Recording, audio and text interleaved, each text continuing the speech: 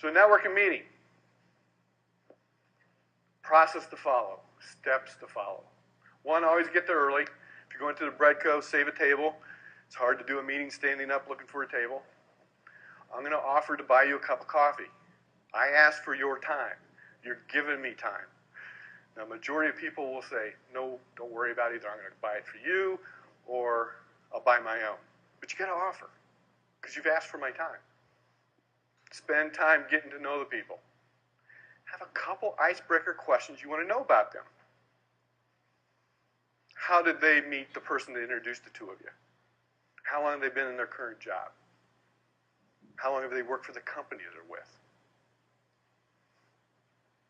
A phrase that I really like is be interested before you're interesting.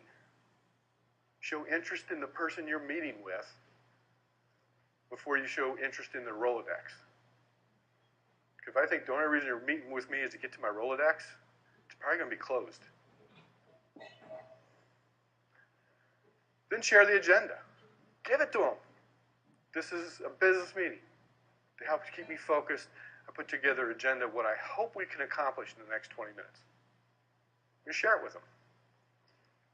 Then I'm going to follow the agenda. The first item on the agenda is my personal marketing story. Let me tell you the background. Here's my elevator speech. I'm an engineer. This is what I do. Here's some examples of my success. I'm a sales guy. Here's my skills. Here's examples of success. That's all people need to know about you. They don't need to know where you worked and all your history. Ask for their advice. I ask people to do that at this point in time because up until then, it's really been a monologue. I'm asking you questions, you're responding. I'm telling you about me, you might ask a question. I need to make this a dialogue. I need to get you talking. Everyone has an opinion. Everyone likes to share it. So ask them their opinion. What you want to avoid is getting too much. Remember, you're there for referrals. That's why the agenda helps contain that. If we have an agenda and you've agreed to it, both of us are managing time. If it's just me and I don't have an agenda, then I have to manage the time. And what if you think, well, that's why Frank wanted to meet with me. He wants my advice. And you go off on a 15-minute dissertation on what I should be doing on a job search. I pull out the PowerPoint, and we're here for 2 hours. And then you walk out here and you get nothing out of the meeting. You think you've helped me, and you haven't. That's why the agenda is so powerful. And start on the target list. There's 3 questions you should ask everybody. Let's see if I can get this all up here. See if it work better. Can you look at the people on my target list and see if you know any of them that you can introduce me to? And you got to ask these questions individually. If you ask me multiple questions at one time, guess what? You give me permission to only answer one question.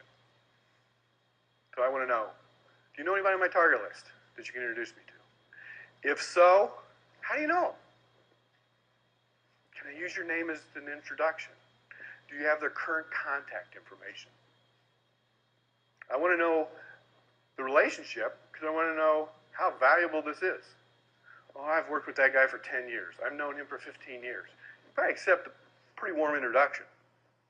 You know, I met that guy last weekend at a party. You don't know if he's going to remember me, worth anything. So it's to help you judge the value of this introduction and where it falls on your priority list.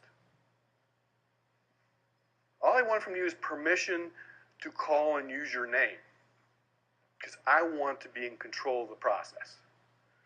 If you call, I'm out of control because I don't know when you're going to call. I don't know what's going to happen in that conversation. I don't know if you're ever going to get back to me. Yes, it will open the door wider if someone calls for you, but you run the risk that it never happens. And it's not that people don't want to help you. They do. But life gets in the way. Well, I'll call that person right after this meeting. And then as we're walking in the car, my daughter calls, my wife calls, my boss calls, and I forgot all about you. Then it's 5:30, I'm going to go home, I'll call tomorrow. Then you're really dependent on my memory and you're in big trouble. Don't do that to yourself. Let people off the hook. I know you want to call them, but you've invested time. I'd be happy to give them a call if I'm not successful. I'll come back to you and ask you to make that call. If they have to make the call, set up that time. Well, can I follow up to you next week to see if you had a chance to talk to them? I want to make sure they know it's important to me, and I want to follow up in a timely fashion. Yes, sir. I'd just like to know I know it's not typical, but what's a standard amount of time for a networking meeting? 20 to 30 minutes is what you should shoot for. You can actually do this process in under 15 minutes if the other person gets networking. But I always ask, can I have 20 or 30 minutes of your time? If you ask for less than that, people won't believe you. You got to be respectful of their time, so don't ask for more than 30 minutes. And I'm going to watch the clock because I want to get done in 30 minutes. Now, if you're willing to spend more time with me, that's great. But I'm going to get you off the hook. I know we've been together for about 25 minutes. I want to respect your time, so if we need to wrap this up, I'd be happy to. Say, oh, don't worry about it. I got some more time. Then keep going. But 30 minutes should be the outset.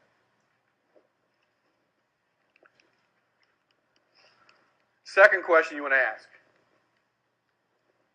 Can you look at the target companies on my list and see if you know anyone that works there? Because knowing someone on the inside is better than not knowing anyone at all. Let them work for you. Let them look at your list. And if they say, well, yeah, I know someone that works for that company.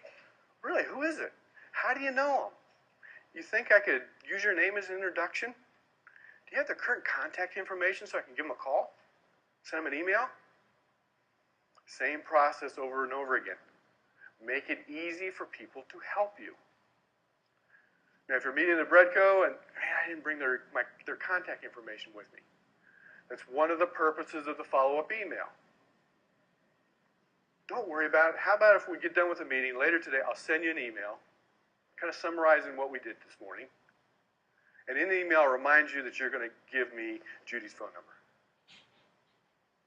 And you have to do, when you see the email, you hit respond, put the number in, hit send, and you're done. You don't have to remember anything. Make it easy for them to give you what you want. Are there any other companies or any other people that should be on my target list? You got to dig a little bit deeper here, because they say, well, you should know this person. Really? What do they do? Why should they be on my list? How do you know them? Get the information so you can prioritize how important they are to you. If I tell you, well, have you thought about this company? Usually when people know about a company, it's because they know somebody works there, so you have to dig. No, I haven't heard about them. How do you know about them? Oh, you know somebody worked there. What do they do there? How well do you know them? Walk down that path. Can I give them a call? Same process over and over again. And it's not being repetition to be repetitive. It's repetition to make it easy. Because once you get to the third or fourth referral, it's, okay, here's how I know the person. Yes, you can use my name, and let me give you the number. Well, you've made it easy for them to help you. Make it very efficient. Don't turn people off until they turn themselves off. So don't put in your head, well, if I get one referral, I'm successful. If I get two, I'm successful. I think 2 or 3 on average is a good target. But in my experience, there are 2 people that I work with who would just amaze me. And women are much better in this than men. No doubt about it. The guy's record that I have, that I know of, 37 referrals from 1 meeting. And these were good referrals. I saw the list. Now the record, it's a woman, 41 names. She got the names, titles, company, emails, cell phone numbers. It's unbelievable. And when I look at the list, I recognize at least 2/3 of the names. I didn't know them, but I recognized 2/3 of them, and I was just so jealous. Like, I wish I had this. So don't turn people off until they stop. people will have an idea of how helpful they want to be. Always offer, is there anything I can do for you? You just never know. You have experience, you know people. I found out when I was about halfway through my search, and at the time I didn't know it was halfway, that I was able to introduce as many people as were getting introduced to me. Made me feel good to help them. Also made them be more helpful to me. And then the follow-up. I'm going to ask people if it's all right to include them in my drip marketing. And I don't want this to be the only time we meet. Would it be okay if I send you an update, let's say once a month by email? So I give you the status of my job search. And so when I have landed, you'll know where I end up.